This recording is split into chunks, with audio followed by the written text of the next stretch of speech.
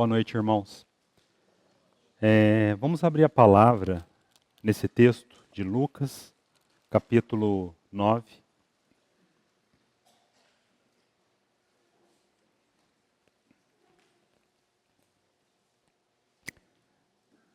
Versículo 18. Lucas 9, 18.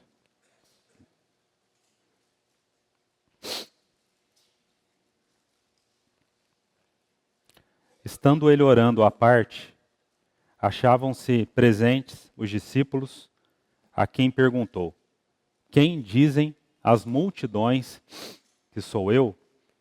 Responderam eles: João Batista, mas outros, Elias, e ainda outros dizem que ressurgiu um dos antigos profetas. Mas vós, perguntou ele, quem dizeis que eu sou? Então falou Pedro e disse: És o Cristo de Deus. Ele, porém, advertindo-os, mandou que a ninguém declarasse tal coisa, dizendo: é necessário, preste atenção nessa palavra, irmãos, é necessário que o Filho do Homem sofra muitas coisas, seja rejeitado pelos anciãos, pelos principais sacerdotes, pelos escribas, seja morto e no terceiro dia ressuscite. Dizia a todos: se alguém quer vir após mim, a si mesmo se negue, dia a dia, tome a sua cruz e siga-me. Pois quem quiser salvar a sua vida, perdê-la-á. E quem perder a vida por minha causa, esse a salvará. Que aproveita um homem ganhar o mundo inteiro, se vier a perder-se ou causar dano a si mesmo? Porque qualquer que de mim e das minhas palavras se envergonhar, dele se envergonhará o Filho do Homem, quando vier na sua glória e na do Pai e dos santos anjos. Verdadeiramente vos digo, alguns há dos que aqui se encontram, que de maneira nenhuma passarão pela morte, até que vejam o reino de Deus. Vamos orar. Graças te damos, Senhor, porque um dia o Senhor se revelou a nós. E hoje podemos dizer que só Tu és o Deus eterno, sobre toda a terra e céu. Tu és a preciosidade. Por isso, Senhor, que os nossos olhos se voltam para Ti, e somente para Ti. Que o Senhor nos sustente nessa noite, nos guarde, nos ampare, que as Tuas asas sejam um abrigo para nós. E debaixo delas, Senhor, nós nos colocamos com um cântico jubiloso. Bendito seja o Teu nome, por nos conduzir nessa noite para adorarmos o Teu nome. Seja bendito Teu precioso nome. Em nome de Jesus. Amém. Irmãos, o meu encargo nessa noite, lembrando aquele precioso cântico que tem nutrido a igreja ao longo de aproximadamente 100 anos, Rude Cruz, onde, dentre as suas preciosas frases, há uma que me chama muita atenção e cativa o meu coração, onde o autor diz assim: Rude Cruz, esta cruz, tem para mim atrativos sem fim, porque nela Deus me resgatou. Esta cruz tem para mim. Essa cruz para esse irmão, ela tinha atrativos sem fim. Amados irmãos, será que essa mesma Rude Cruz, ela continua tendo para nós atrativos sem fim? Esse é o meu encargo nessa noite, de falar um pouco, pela graça do Senhor, na habilitação do Espírito Santo, desses atrativos. Amados irmãos, só vendo a beleza do que Cristo é e do que Ele nos proporcionou na sua cruz, só vendo esse atrativo do que Ele é, do que é a sua cruz, que nós poderemos caminhar nessa terra sem distrações, sem apegos, sem embaraços. Que o Senhor abra os nossos olhos para vermos esses atrativos. Mas antes de falarmos da necessidade da cruz na vida ou na obra do Messias, e também da necessidade da cruz no nosso viver diário, eu queria relembrar algo que é muito importante, eu penso que não podemos passar desapercebido. Na semana passada, o irmão Renan ele falou um pouquinho do contexto aonde se deu essas revelações tão tremendas, descritas aqui no capítulo 9 de Lucas, e também onde vamos ser guiados nessa noite no capítulo 16 de Mateus. 4 preciosas revelações, né? Uma através de Pedro, e as outras, como o irmão Campbell Morgan diz, e as outras 3 revelações, grandiosas revelações, né? Ou como ele diz, segredos, né? Ditas através do Senhor, né? Então, antes que essas 4 revelações elas fossem dadas, a revelação de Cristo, a revelação da igreja, né, que não é mencionado aqui no capítulo 9, mas é mencionado com detalhes ali no capítulo 16 de Mateus, né? Depois, o segredo sobre a obra de Cristo, que é onde vamos nos deter de maneira breve nessa noite, né? Que é a terceira grande revelação. E há outro grande segredo da volta do Senhor, que é mencionado no capítulo 9, também no capítulo 16 de Mateus, né? Antes de falarmos dessas 4 grandes revelações, né, eu queria falar um pouquinho do contexto ao qual elas foram dadas, né? Há um contexto triplo aqui, irmãos, que precisamos nos atentar, né, que eu chamo de o ambiente ao qual o Senhor deu essas revelações. Irmãos, essa palavra ambiente espiritual o Senhor tem pouco a pouco nos chamado a atenção, né? Os irmãos mais atentos têm estado percebendo que essa é uma palavra que temos falado continuamente, ambiente espiritual. Por que isso é importante? Porque sem ambiente espiritual, não há condição de percebermos o falar do Senhor. Sem ambiente espiritual, não há condição de sermos conduzidos pelo Senhor.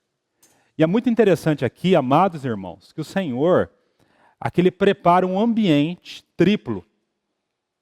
Vamos dizer dessa maneira, um ambiente triplo, para que essas revelações pudessem cair como uma semente no coração dos seus discípulos. O primeiro ambiente está muito claro aqui, né? No versículo 18. Diz assim: estando ele orando à parte, achavam-se presentes os discípulos. É o primeiro ambiente espiritual. Irmãos, no livro de Lucas, a questão da oração ela é destacada com muita clareza na vida desse homem perfeito. Nós vemos 7 momentos onde grandes eventos, grandes momentos e revelações, antes delas serem dadas, nós vemos que elas foram precedidas por esse momento de oração. Quando o próximo assunto que será falado na próxima semana, a transfiguração, nós vemos que antes do Senhor ser transfigurado, ele estava orando. Depois, mais adiante, no Getsêmani, naquele momento de dor, de angústia, diz que o Senhor orava continuamente. Antes de ser batizado, ele estava orando. Então vemos a importância da oração na revelação. A importância da oração. O que é oração, irmãos? A oração é uma vida em comunhão, em um relacionamento com o Senhor. E isso é necessário para que a revelação da face do Senhor seja mais clara. Amados irmãos e irmãs, você deseja que a luz da face do Senhor brilhe sobre a sua vida? Então clame ao Senhor, ensina-me a orar. A oração é uma necessidade urgente da igreja nesses últimos dias. Irmãos, sabe por que talvez teoricamente nós sabemos que a oração é uma necessidade, mas na prática ela não é uma necessidade? Essa frase tem vindo continuamente no meu coração. A razão pela qual nós não temos usado esse exercício sagrado é porque nós estamos imersos em uma geração de muitas provisões. E aonde há muita provisão, há pouca dependência. Guarde isso, irmãos. Essa geração nossa é uma geração de muitas provisões, mas pouca dependência do Senhor Jesus. Isso não é algo benéfico na vida espiritual. Graças a Deus que o Senhor amorosamente, Ele vai tocando em algumas provisões preciosas da nossa alma. Sabe para quê? Não é para nos assustar, essencialmente falando. É claro que nos assusta em alguns momentos, mas para que aprendamos a depender dEle. Que o Senhor nos ajude a depender dEle para que o ambiente da oração seja preservado entre nós. Esse é um princípio espiritual. Que o Senhor fale isso aos nossos corações, irmãos. Porque na vida cristã não há improviso. O Senhor deixou princípios para que possamos nos achegar e no momento que já chegamos a Ele, Ele se revela. E esse é um princípio, uma vida de oração. O Senhor fale isso conosco. Então esse é o primeiro ambiente. É nesse ambiente ao qual diz aqui que Ele orando à parte, achavam-se presentes os discípulos, que se dá essa revelação. O segundo ponto, irmãos, que foi abordado pelo Renan. Nós sabemos que essas revelações aqui vem o ambiente geográfico. Nós sabemos que essas revelações foram dadas em Cesareia de Filipe.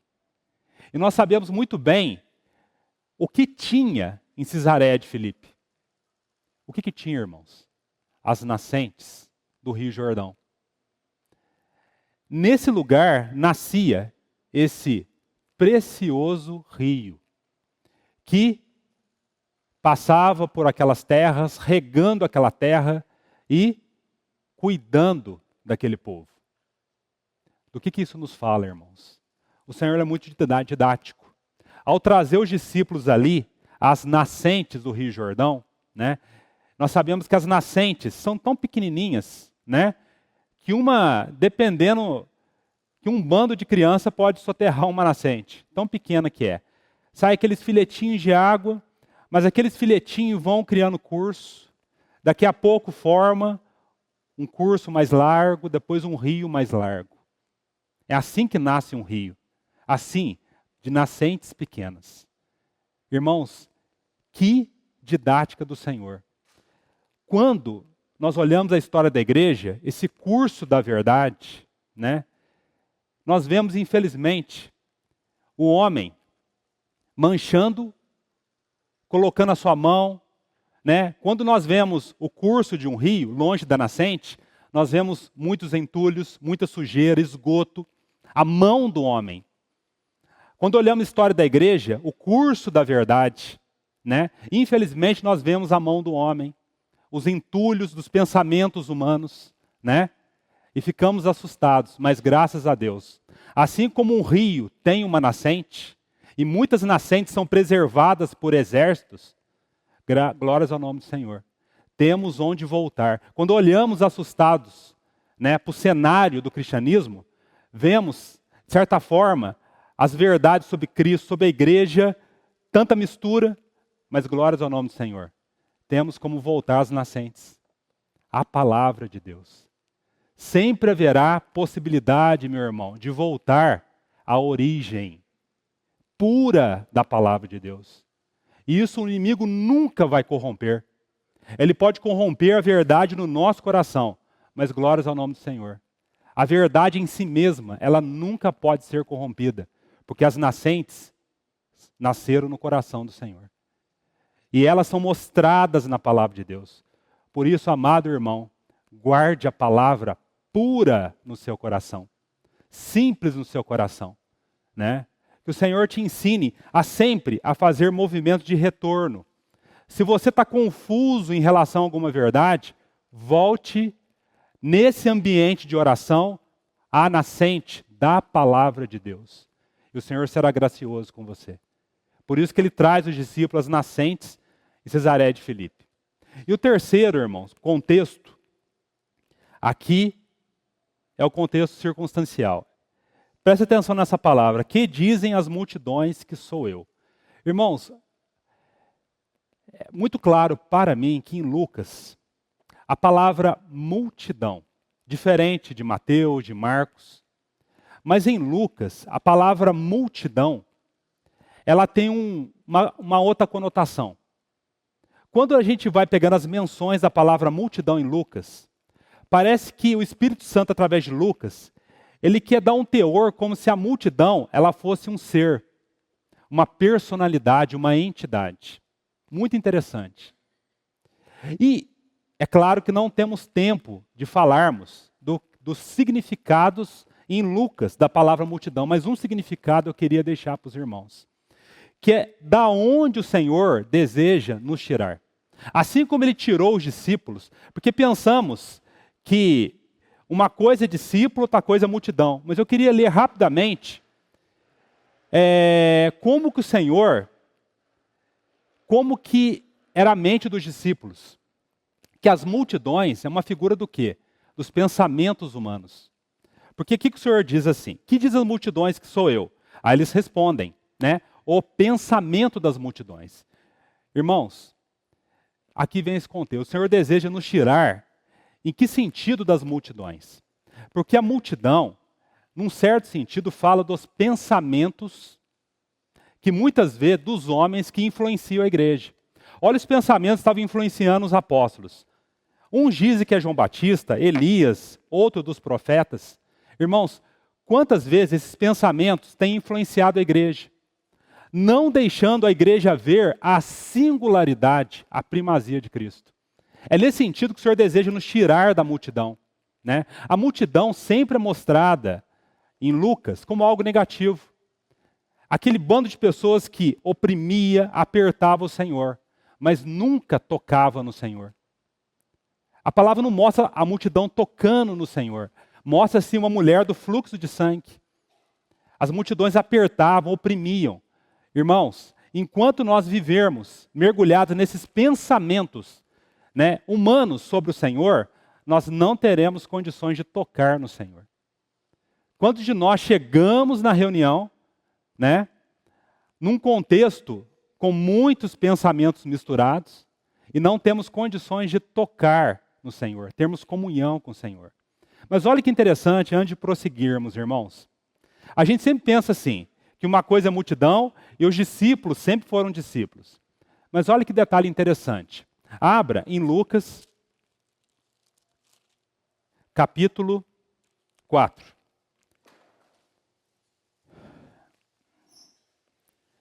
Versículo 42. É importante nós frisarmos, antes de nós continuarmos. Lucas 4, 42.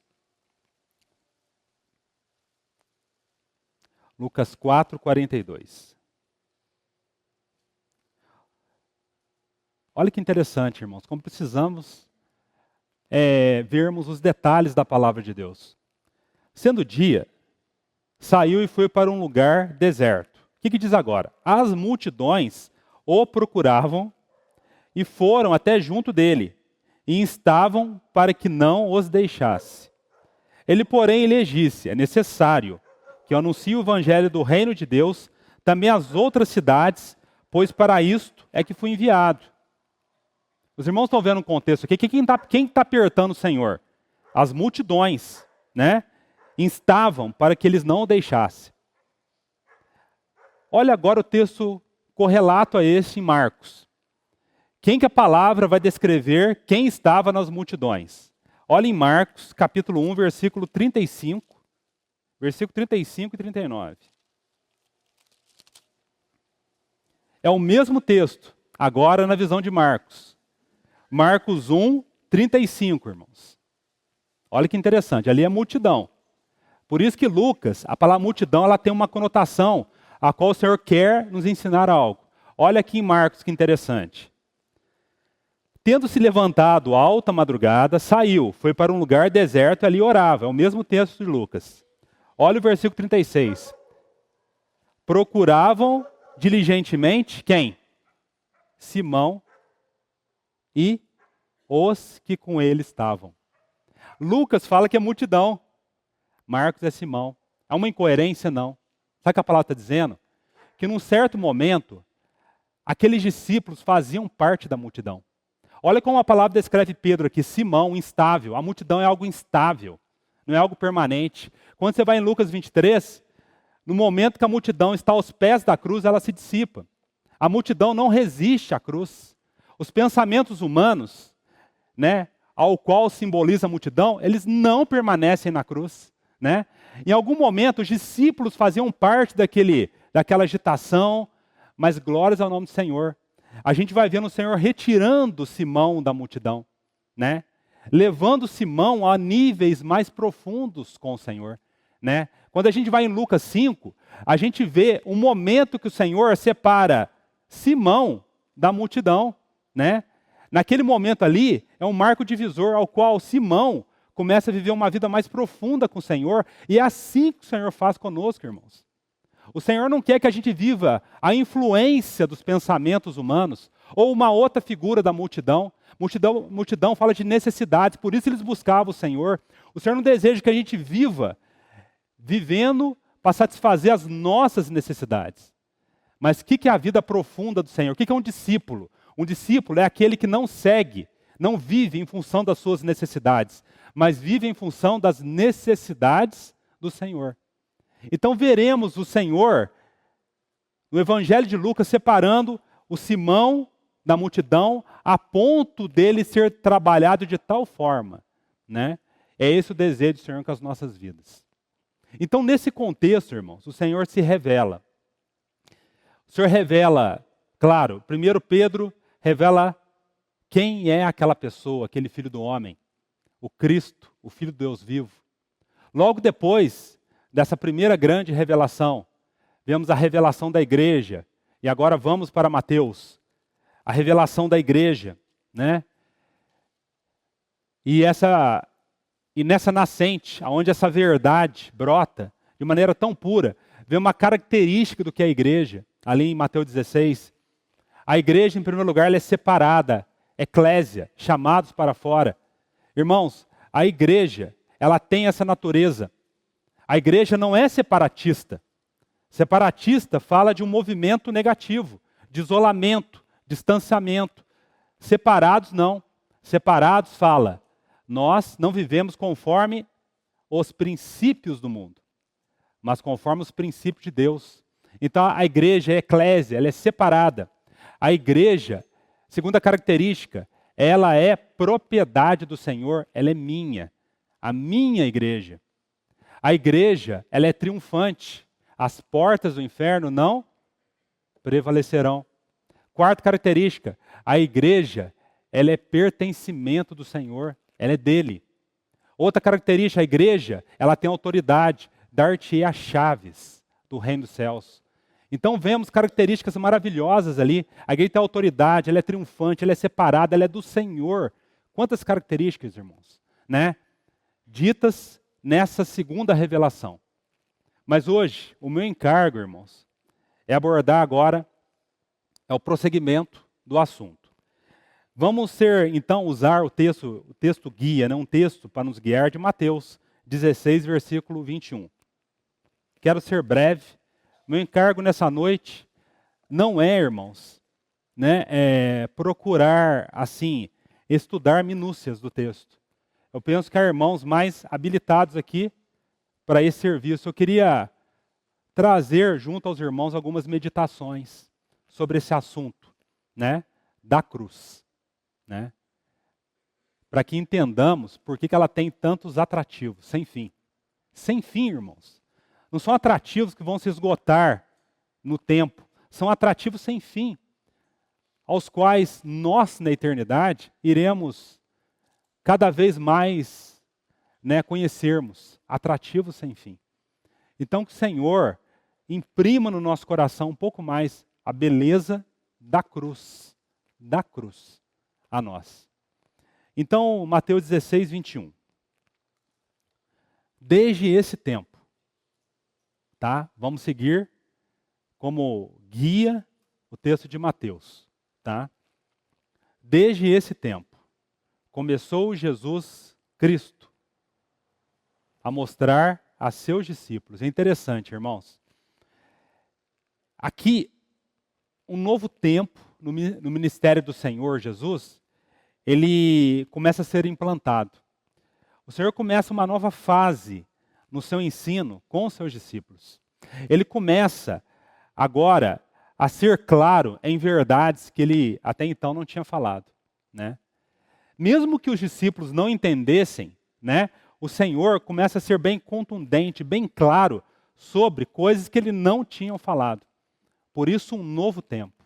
Irmãos, graças ao Senhor pelos seus novos períodos, né? Aqui vemos um marco divisor agora na vida dos discípulos. O Senhor vai começar a falar da cruz, da sua morte, da sua ressurreição, né? Mesmo que eles não entendessem, né? E é assim que o Senhor age com as nossas vidas, né? Sabemos que nesse primeiro momento os discípulos não entenderam. Apenas após que eles foram à habitação do Espírito Santo começou a lembrar ou relembrar daquelas verdades que o Senhor já tinha falado antes, né? Por isso, irmãos, é um princípio para os pais, né? Esse princípio de falarmos em amor as verdades às suas crianças, né? Porque naquele primeiro momento os discípulos não entenderam e vimos o porquê. Eles até abandonaram o Senhor. Mas depois da ressurreição, né, principalmente quando o Espírito Santo foi dado, aí eles falaram: nossa, lembra quando o Senhor falou da ressurreição? O Espírito Santo, ele tornou claro aquele depósito que o Senhor já tinha depositado. Então esse é um princípio importante, irmãos, né? De sempre nós lembrarmos as verdades, falarmos e refalarmos. E confiarmos que a seu tempo o Espírito Santo tornará claro, como ele tornou para os apóstolos. Então, nesse novo tempo aqui, o Senhor começa a mostrar aos seus discípulos que lhe era necessário. Que palavra importante. Era necessário. A cruz não é opcional, irmãos. Eu sei que você sabe disso, mas na prática nós não agimos dessa maneira. Era-lhe necessário seguir para Jerusalém. Eu penso que nesse primeiro momento aqui, o coração de Pedro começou a palpitar, né? Por quê? Porque através dele veio aquela revelação, né? Imagina o coração de Pedro, né? Daqui a pouco o Senhor fala assim: olha, eu vou edificar a minha igreja, uma coisa nova. E o Senhor começa a dizer assim: olha, é necessário que eu vá para Jerusalém. Eu imagino que nesse momento aqui, até a próxima palavra, Pedro imaginou assim: nossa, né? Ele vai para Jerusalém. Esse que falou que vai edificar a sua igreja. Esse que é o Cristo, né? Então ele vai para Jerusalém e ele vai assumir o seu trono. E ele vai assumir o seu trono e vai expulsar os romanos. Vai tirar sobre nós o jugo de Roma. Imagina o coração de Pedro palpitando.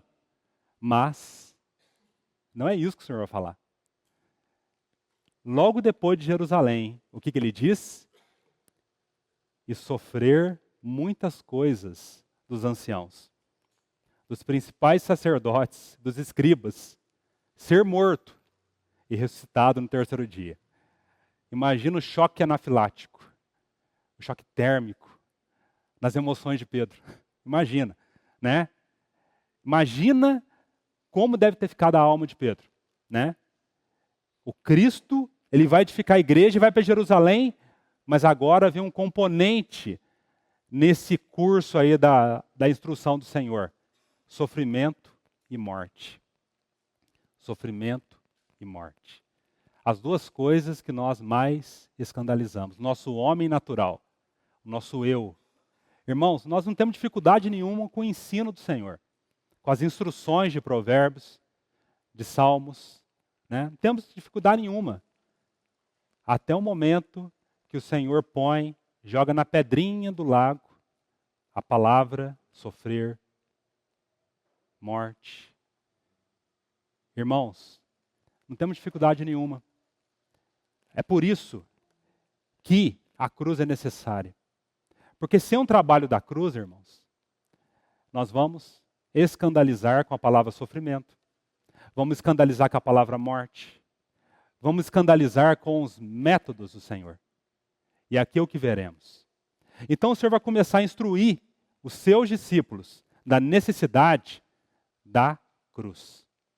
Então, versículo 22. Então Pedro, talvez achando que já era um representante, né, devido ao fato dele ter sido um canal de revelação, né, ele vai subir numa pequena plataforma que se chama Eu.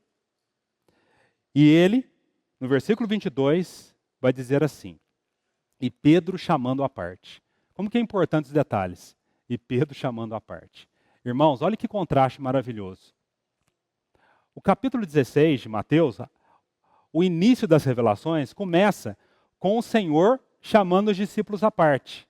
Essa é a figura que podemos dizer. O Senhor chama os discípulos à parte, às nascentes do Jordão, longe da multidão, naquele ambiente de oração. Então o Senhor nos chama à parte. Isso é um privilégio, é salvação. Quando o Senhor nos chama à parte, só irá haver ganho para nós, né? Porque o Cristo será comunicado a nós. Que bênção sermos chamados à parte do Senhor. E o Senhor tem meios para nos chamar à parte, mas o eu também quer chamar Deus à parte. O eu quer chamar o Senhor para assentar-se, né? Como Jó, usando aqui um outro contexto, naquelas lutas, naquele sofrimento, não entendendo, chama Deus à parte, para que Deus explicasse o porquê ele estava passando por isso. Isso é chamar Deus à parte. Quando Deus nos chama à parte, irmãos, Ele vai nos orientar, nos instruir, trazer salvação. Mas quando nós chamamos Deus à parte, né, nós queremos uma explicação. Nós queremos uma razão. Por que que Deus está agindo daquela forma? Por que que Deus está me conduzindo daquela maneira? Né? Nós queremos colocar Deus na caixinha do nosso entendimento. Nós queremos colocar Deus, né, no nosso campo visual. É assim que nós lidamos nas orações. Não é só Pedro que agiu assim, nós agimos assim, né? Então Pedro chama Deus à parte, né? O Senhor nos livre disso, irmãos. O Senhor nos livre dessa atitude de chamarmos Deus à parte. Pelo contrário, o Senhor a cada vez mais nos conduza a nos derramar, independente da situação, aos seus pés. Chamando à parte, começou a reprová-lo. É assim que nós fazemos quando não entendemos os métodos do Senhor. Dizendo: tem compaixão de ti, Senhor. Isso de modo algum te acontecerá. Irmãos, esse é um texto que já foi falado, explicado muitas vezes. Eu queria apenas reforçar um ponto. O primeiro ponto, irmãos. O Senhor está mostrando que mistério? A necessidade de ir para a cruz. Irmãos, desculpe a minha sinceridade, mas eu tenho, pessoalmente, a minha dificuldade não é em relação à Trindade, à encarnação. Sabe qual que é a minha dificuldade para esse eu orgulhoso, soberbo? É a dificuldade de ver um Deus que se fez numa condição tão humilde, se humilhou de tal forma, que determinou que teria necessidades. Isso é algo que constrange o meu coração. E esse Senhor está falando: olha, é necessário. Para mim ser o Messias, eu preciso ir para a cruz. Para eu completar a minha missão do Messias, de Cristo, eu tenho que ir para a cruz, eu tenho que morrer e ressuscitar. É necessário. Mas aí vem a sugestão do inimigo, como veremos abaixo. Irmãos, o inimigo fará de tudo para mostrar que não é necessário um Cristo na cruz. Sabe como isso? Nós temos visto, infelizmente, cada vez mais nos púlpitos, e muitas vezes nos nossos diálogos, né, que nós conseguimos falar de Cristo. Né? É fácil falar de um Cristo que ama, de um Cristo que é o caminho, a verdade e a vida, é até fácil. Mas falar de um Cristo, né, do crucificado na cruz, irmãos, isso às vezes ainda é escandaloso para nós. Né? Às vezes nós aceitamos a sugestão do Messias. Né? Satanás, ele não é original. Ele segue sempre no seu rastro da serpente, né? O Silvio é o mesmo, né? Ele sempre vai agir da mesma maneira, né? Como ele encontrou, através de Pedro, um canal para tentar impedir o Senhor, Satanás fará sempre, né, tacará aqueles pensamentos que não é necessário você falar que Cristo foi à cruz. Fala só de Cristo, né? Não é necessário. Tenha dó de ti, né? Preserve você de humilhação. Ah, irmãos, você pode falar de um Cristo sem cruz. Você será aplaudido, mas você poderá responder diante do Senhor se aquela vida morrer sem aceitar o Senhor. Irmãos, que o Senhor nos ajude a não alterar a cruz. No começo do século XX, um irmão dizia assim, um dos irmãos usados para combater os liberais, que estavam influenciando, olha as multidões, influenciando a igreja. Ele dizia o seguinte: os liberais pregam a Cristo, sem cruz. Isso é maligno, irmãos. Isso não é um pequeno ajuste, e nem é um ajuste moderno, não. Como muitos falam, não, a gente tem que mudar a pregação, né? Uma pregação mais moderna, que possa abranger o pensamento moderno. Irmãos, isso é a sugestão da serpente. Essa palavra, ela não ficou fixa ali em Mateus 16. Ainda nós vemos, né, esse pensamento, longe de ti de ir para a cruz, né? O inimigo tentando influenciar para não pregarmos um Cristo sem cruz. E qual que é o problema disso, irmãos? A gente vê a igreja sem poder. Paulo diz assim, vamos abrir em 1 Coríntios. 1 Coríntios, capítulo 2. 1 Coríntios, capítulo 2.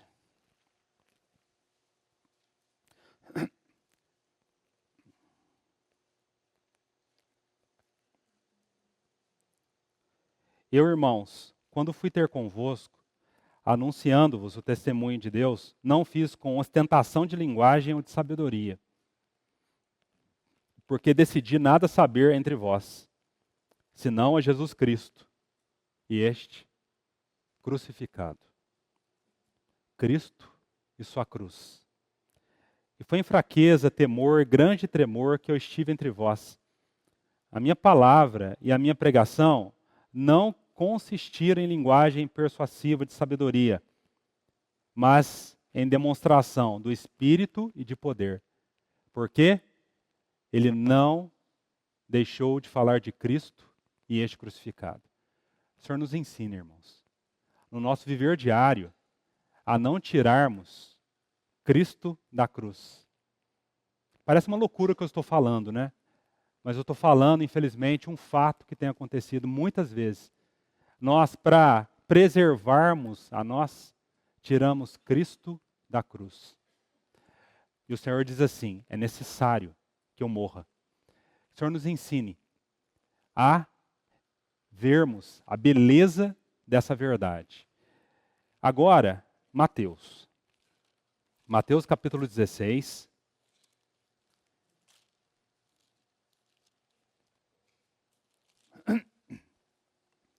Versículo 23. Mas Jesus. Mateus 16, 23. Mas Jesus. Qual que é a atitude dele, irmãos? Um detalhe que muitas vezes passa desapercebido. Voltando-se, disse a Pedro: arreda, Satanás, tu és para mim pedra de tropeço, porque não cogita das coisas de Deus e sim a dos homens. Eu não quero entrar nos detalhes, né? Porque é um versículo tanto falado entre nós, né? Eu sei que os irmãos já têm a clareza suficiente, né? Eu quero apenas mencionar esse movimento do Senhor. Esse movimento, voltando-se. Você parou para prestar atenção nesse movimento? Ele volta, ele repreende a Pedro, né? Porque Pedro ali estava sendo um instrumento, né? Para que Satanás influenciasse. Pedro estava correspondendo com Satanás, estava dando abertura ao pensamento de Satanás, né? O Senhor repreende a Pedro e mostra, olha Pedro, esse pensamento aí não é digno não. Você pode achar que é um pensamento bom, mas é um pensamento do inferno. Irmãos, todas as vezes que nós impedirmos ou tirarmos Cristo da cruz, ou impedirmos que alguém tome a cruz, por mais digno que seja naturalmente falando, isso não agradará ao Senhor. E aqui esse movimento diz assim, voltando-se. Irmãos, glórias ao nome do Senhor. Porque muitas vezes, irmãos, né, é muito claro na palavra que o Senhor, ele tinha intrépida resolução de ir para Jerusalém. Nada poderia impedir os movimentos do Senhor, né? Ele era reto, triunfante no seu movimento. Só uma coisa fazia o Senhor voltar. Não eram os seus erros, porque ele era perfeito. Só uma coisa fazia o Senhor voltar. Sabe o que era? O Senhor voltava para trazer de volta os seus discípulos no caminho. Como o Senhor é bom. É assim que Ele age com as nossas vidas. Ele vai nos conduzindo. Muitas vezes nós tropeçamos no pecado, tropeçamos em descaminhos, mas glórias ao nome do Senhor. Ele volta para nos pegar de volta, como Ele pega Pedro. Ele voltou. Há uma outra menção que Ele volta para pegar Pedro, quando Pedro nega o Senhor. A palavra diz assim que o Senhor volta e olha para Pedro. Irmão, se o Senhor não voltasse, nós não estaríamos aqui. O Senhor volta para nos colocar de volta no seu caminho. E Ele usa uma repreensão assim, glórias ao Senhor pelas repreensões que Ele usa, né? Pelas disciplinas que Ele usa, pelas exortações que são a linguagem de amor do Senhor para nos trazer de volta ao caminho. E Ele volta para trazer Pedro de volta à sobriedade, à verdade. Então, glórias ao nome do Senhor. Bendito é o nome do Senhor. Então, no primeiro aspecto, o Senhor mostra agora a necessidade dele. Agora, a nossa necessidade da realidade da cruz, irmãos. Versículo 24. Então disse Jesus a seus discípulos: se alguém quer vir após mim, a si mesmo se negue, tome a sua cruz e siga-me. Irmãos amados, há muitas obras preciosas sobre esse assunto, do tomar a cruz, do negar a si mesmo, né? Um assunto falado com tanta graça entre nós, né? De maneira tão frequente entre nós, por isso eu entendo diante do Senhor de não entrar nas minúcias desse versículo. Eu queria mostrar um outro lado, irmãos, que precisamos atentar. Há duas obras maravilhosas no meio do povo de Deus que eu queria sugerir para os irmãos, aqueles irmãos que desejarem compreender melhor sobre esse assunto, né? Uma obra já estudamos aqui entre nós, que é a Escola de Cristo, do irmão Alton Sparks. A maioria dos irmãos aqui tem essa obra, né? Então, aqueles irmãos que entenderem, de conhecerem melhor esse assunto, vão diante do Senhor, peguem essa obra, leem, uma obra maravilhosa. Uma outra obra maravilhosa, Cruz, Caminho para o Reino, da irmã Jessie Penn-Lewis. Abordam princípios importantes. Eu não quero entrar em detalhe aqui. Eu quero mostrar nessa noite, meu coração, meu encargo, irmãos, é a dificuldade para nós tomarmos a cruz. A cruz fala do morrer do eu. O nosso eu sendo colocado à parte, né? Onde não vivemos mais segundo o nosso egoísmo, né? Segundo uma vida independente, o que Paulo fala, o morrer de Cristo, né?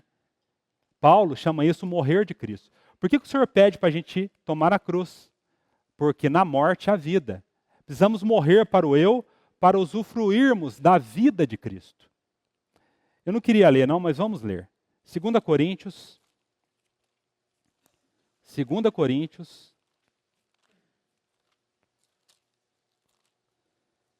capítulo 4, versículo 10. 2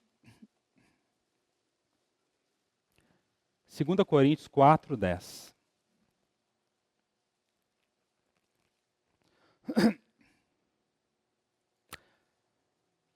Levando sempre no corpo o morrer de Jesus, para que também sua vida se manifeste em nosso corpo. Por isso o Senhor pede para a gente tomar a cruz, né? É um segredo que o Espírito Santo deseja nos ensinar. Morremos para que experimentemos da vida do Senhor. Agora, voltemos a Mateus, irmãos. O Senhor está dizendo aqui que é muito claro para nós a necessidade de tomarmos a cruz, para experimentarmos da vida. A cruz fala que o Senhor não apenas nos substituiu na morte, mas deseja nos substituir na vida, né? É muito fácil cantarmos, Senhor, obrigado por ter me substituído na morte, amém. Mas também o Senhor deseja nos substituir no nosso viver diário, isso é tomar a cruz. Mas, irmãos, 3 conhecimentos para nos ajudar, né? Por que não tomamos a cruz? Por que esse assunto é tão longe, é tão pesado, né? Muitas irmãs, né, falam assim, esse assunto é tão pesado, né? Tem uma irmã que fala assim, olha, né, parece que quando os irmãos falam da cruz para mim, né, a explicação dos irmãos é como uma legenda de uma língua estrangeira, né? Imagina, né, eu estou falando em russo aqui, né? Aí vocês olham a legenda, está em chinês, né? Vocês vão entender nada, né? Às vezes, irmãos, né, parece que a linguagem da cruz é incompreensível. Por quê? Às vezes parece que tomar a cruz é pesado. E aí eu queria dar 3 sugestões para os irmãos, 3 conhecimentos, né, que precisam ganhar a nossa mente. Quando eu falo do conhecimento, é o conhecimento espiritual, para que a cruz não seja pesada. Então, o primeiro conhecimento. Primeiro, irmãos, a cruz é uma necessidade. Se alguém quer vir após mim, a si mesmo se negue. Tome a sua cruz e siga-me. A necessidade para acompanharmos os passos do Senhor, para usufruirmos da sua vida, experimentarmos sua vida. Irmãos, por que isso não é uma realidade em nossas vidas? Sabe por quê, irmãos? Sabe por que a cruz parece algo tão longe e tão utópico? Sabe por quê? Porque a cruz é pesada. Sabe por quê? Às vezes macabra. Abre em Marcos. O próprio Pedro vai explicar para nós. Marcos.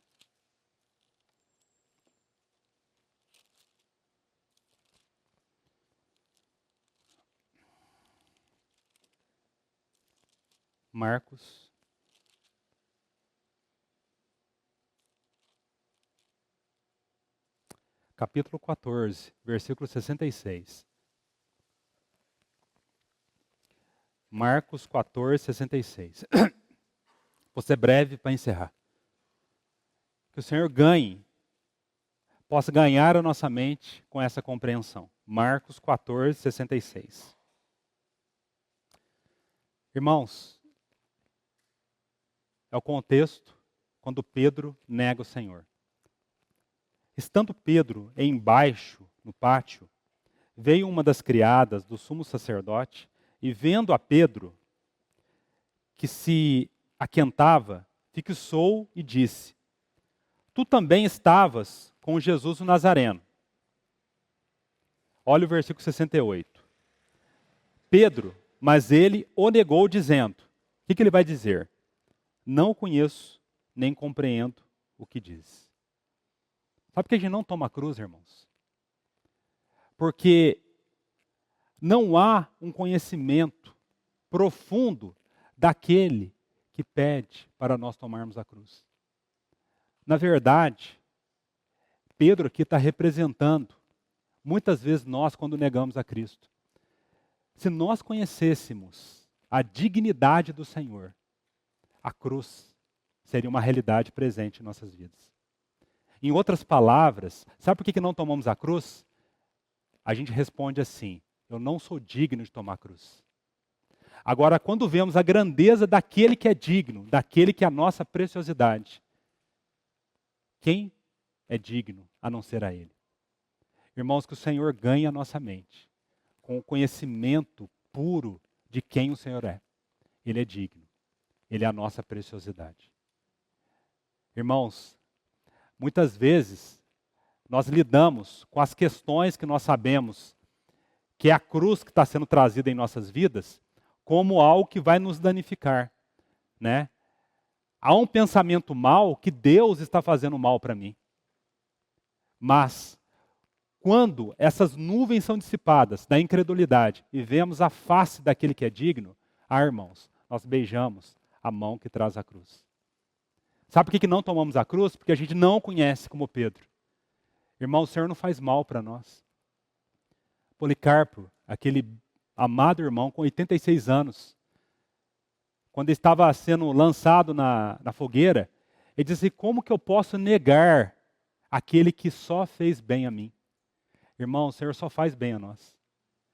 O motivo ao qual a cruz é pesada é porque nós não o conhecemos e nem o compreendemos, né, as questões da cruz.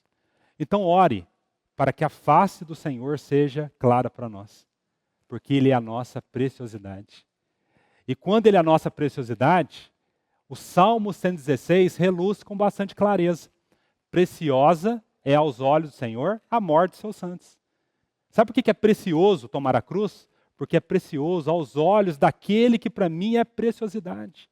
Irmãos, que o nosso entendimento, Senhor, se alargue. Então, o primeiro conhecimento, para que a cruz seja necessária, da pessoa de Cristo. Segundo conhecimento, irmãos, Mateus 16.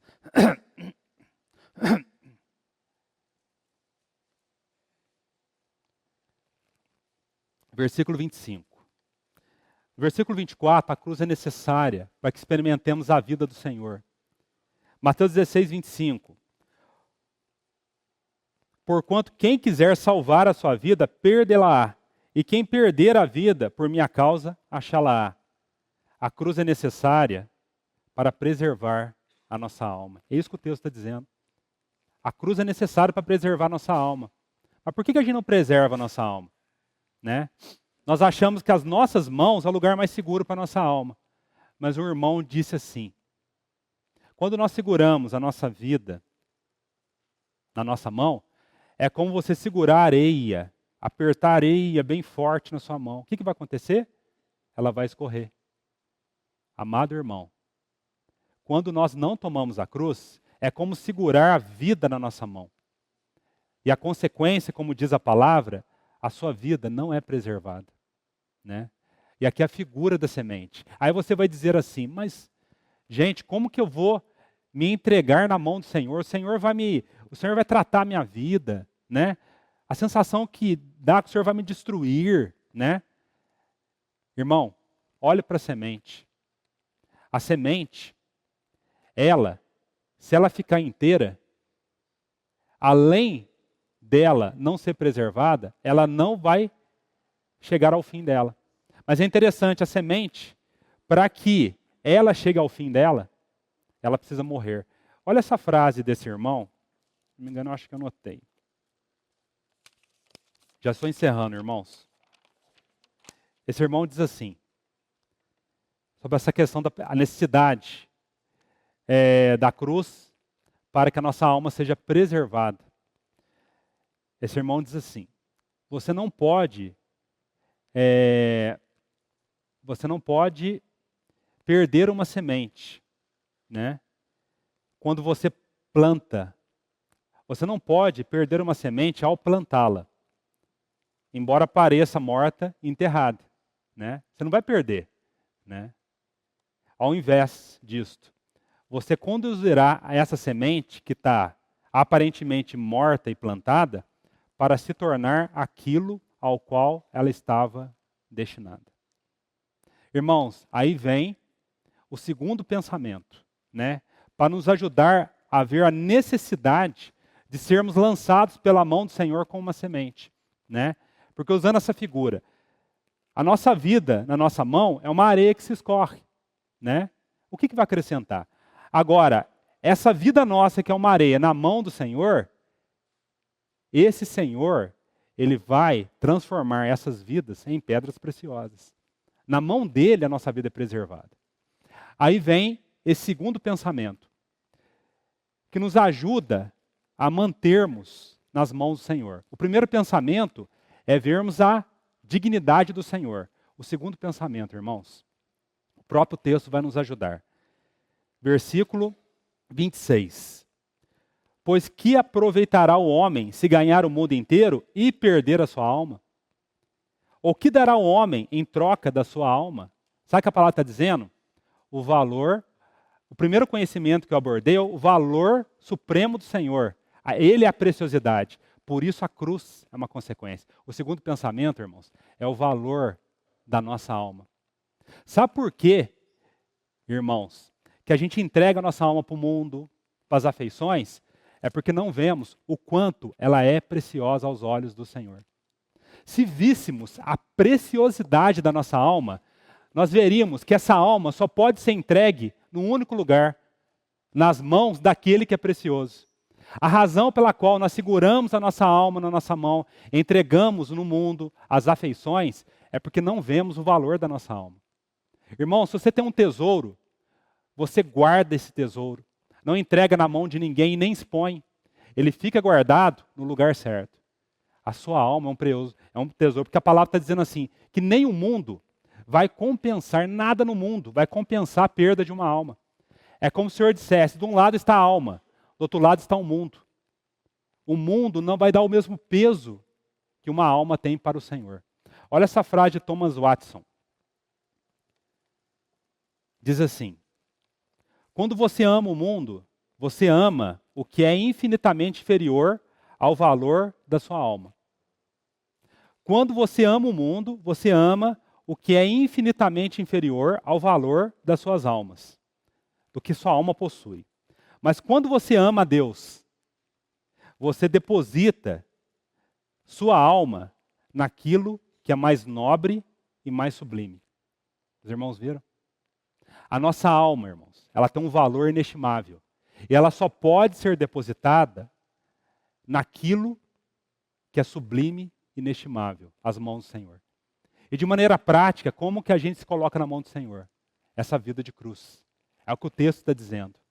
Então, o primeiro conhecimento da dignidade do Senhor, conhecimento da dignidade da nossa alma, e o último conhecimento para encerrar, que a minha coluna já está chiando. Mateus 16, versículo 27. Hoje ela vai só chiar. Mateus 27, 16, 27.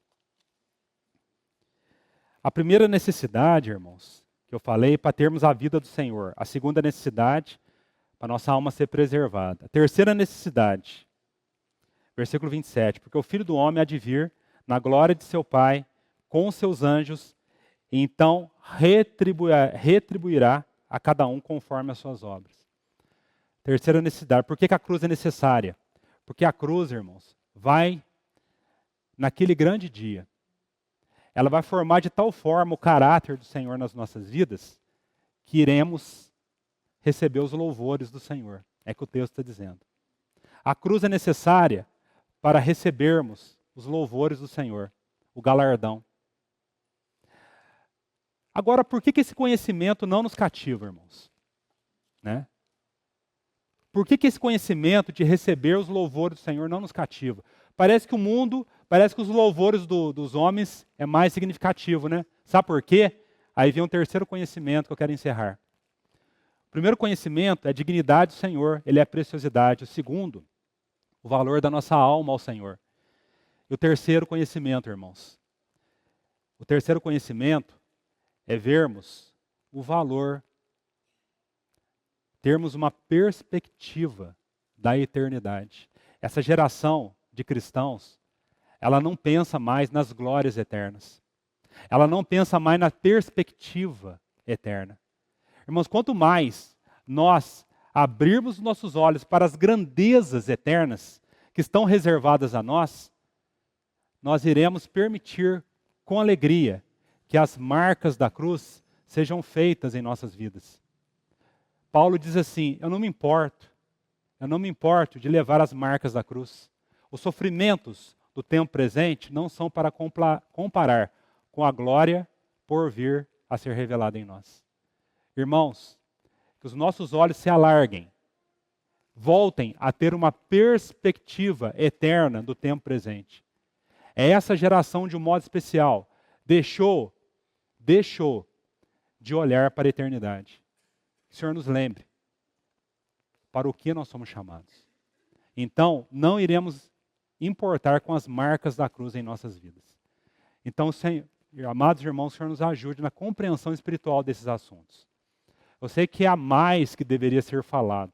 E eu penso que o Senhor irá falar. Mas eu penso que o Senhor precisa ganhar cada vez mais um entendimento espiritual para que esse assunto deixe de ser macabro, deixe de ser pesado. E nós, como esse irmão que escreveu a Rude Cruz, possamos dizer: Senhor, essa cruz tem para mim atrativo sem fim. Glórias ao nome do Senhor. Que oremos, irmãos, para que ela deixe de ser rude e passe a ser preciosa aos nossos corações. Vamos orar apresentando o nome do Senhor. Senhor Jesus, glórias sejam dadas a Ti, porque Tu és aquele que triunfa, mas sempre volta para nos colocar de volta nos Seus caminhos. Glórias sejam dadas a Ti pela Tua fidelidade, pela Tua misericórdia. O Senhor nos tome pela mão, Senhor, nos Teus caminhos. Em nome de Jesus. Amém.